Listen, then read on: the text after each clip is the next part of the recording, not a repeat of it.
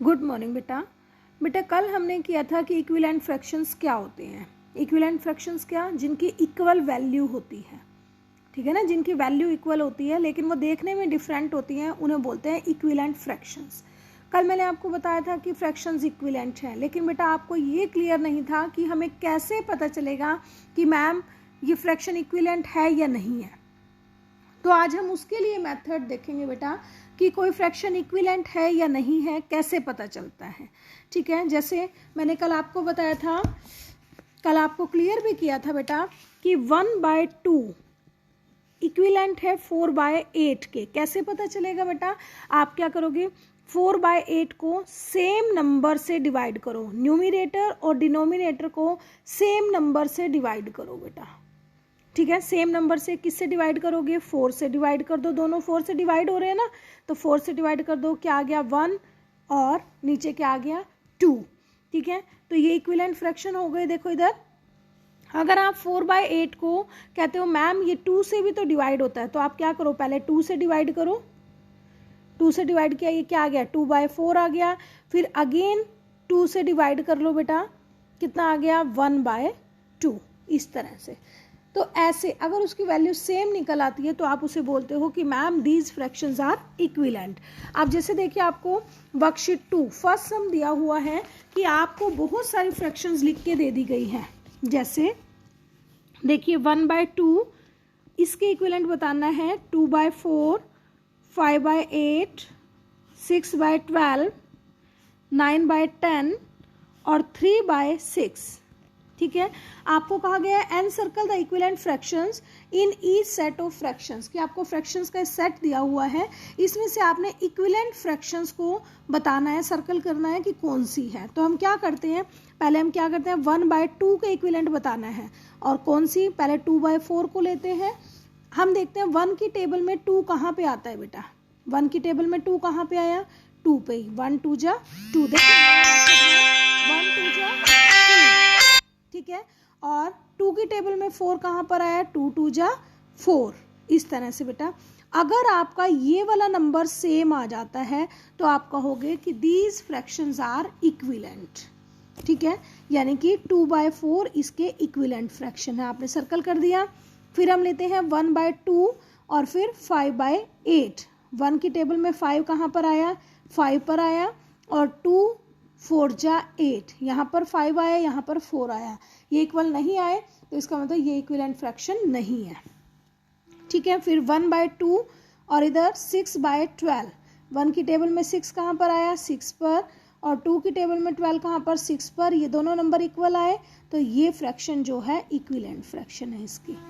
ठीक है, नेक्स्ट देखिए 1/2 और इधर 9/10। 1 की टेबल में 9 कहाँ पर आया, 9 पर, 2 की टेबल में 10 कहाँ पर आया, 5 पर, नंबर सेम नहीं है तो फ्रैक्शन इक्विवेलेंट नहीं है। ठीक है, फिर 1/2 और इधर 3/6। 1 की टेबल में 3 कहाँ पर आया, 3 पर, 2 की टेबल में 6 कहाँ पर आया, 3 पर, ये इक्वल आए दोनों नंबर, तो ये फ्रैक्शन जो है आपकी इक्विवेलेंट है। ठीक है, तो मैंने आपको 2 मेथड बताए बेटा, एक तो इस तरह से कि 1/2 को मल्टीप्लाई करो, अगर वो ऊपर और नीचे सेम नंबर से मल्टीप्लाई हो जाता है तो वो इक्विवेलेंट फ्रैक्शन है, और अगर वो बड़े नंबर आप लेते हो तो आप उसे डिवाइड कर लो, डिवाइड करोगे तो वो अगर सेम फ्रैक्शन आ जाती है तो आप उसे कहोगे बेटा कि इक्विवेलेंट फ्रैक्शन है। वैसे ये मेथड यूज़ किया करो, ये वाला मेथड ज़्यादा आप जल्दी सीख जाते हो। ठीक है, आप बी पार्ट कैसे करोगे, जैसे 2/3 इसके इक्विवेलेंट बतानी है, 4/6, 7/13, 8/12, 10/12 और 10/15।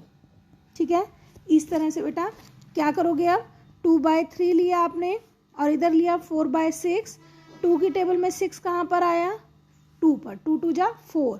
3 की टेबल में 6 कहाँ पर आया, 2 पर, 3 2 जा 6, ये दोनों नंबर इक्वल आए तो यानी दिस फ्रैक्शन इज इक्विवेलेंट।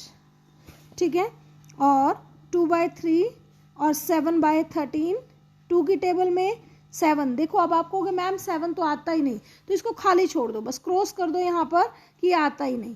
ठीक है, 3 की टेबल में 13, ये भी नहीं आता, नहीं आता ना, हमें पता ही नहीं कि ये कितने पे आता है, क्वेश्चन मार्क डाल दो यहाँ पर, ठीक है, हम पता ही नहीं है तो आप इसे ऐसे ही छोड़ दो, यानी ये इक्विवेलेंट हो ही नहीं सकते, ठीक है। 2/3 फिर 8/12 ले लो बेटा, 2 की टेबल में 8, 4 पर 3 की टेबल में 12, 4 पर दोनों सेम नंबर आए तो यानी कि ये इक्विवेलेंट फ्रैक्शन है। अब 2/3 और 10/12, 2 5 जा 10, 3 4 जा 12, ये सेम नहीं आए ना, तो इसे छोड़ दो ऐसे ही। आप 2/3 और क्या है 10/15, 2 5 जा 10 और 3 5 जा 15, दोनों सेम आए हैं, तो देखो इस तरह से ये इक्विवेलेंट फ्रैक्शन है 10/15। क्लियर है बेटा? इस तरह से अब आप सी और डी पार्ट अपने आप करोगे बेटा, कर लोगे, ठीक है। अब सेकंड सम देखिए बेटा, टिक राइट द इक्विवेलेंट फ्रैक्शंस, कि आपने इक्विवेलेंट फ्रैक्शन को राइट टिक करना है। आपको 1 पेयर फ्रैक्शंस का दे दिया गया है, जैसे फर्स्ट वन इज, देखिए सेकंड सम लिखोगे इस तरह से, ठीक है, 2/3 ए पार्ट, पहले ऊपर स्टेटमेंट लिखना बेटा, 8/12 और यहाँ पर बॉक्स है आपके पास, यहाँ पर आपने टिक और क्रॉस करना है। ऐसा करो इस फ्रैक्शन को अगेन इधर साइड में लिख लो, 2/3 और 8/12, इधर देखो 2 4 जा 8 और 3 4 जा 12, दोनों सेम नंबर आए, यानी कि दीज फ्रैक्शंस आर इक्विवेलेंट। इसने यही पूछा था ना कि इक्विवेलेंट है कि नहीं है, इक्विवेलेंट है, इसलिए राइट टिक कर दो इसको, ठीक है। बी पार्ट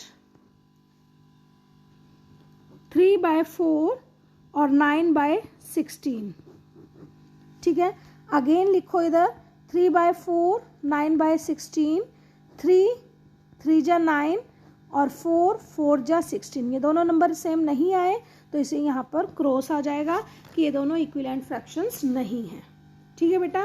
इस तरह से आप इन्हें करोगे सारे फ्रैक्शंस को और क्लियर करोगे इन्हें कि आपको आते हैं या नहीं आते हैं, ठीक है,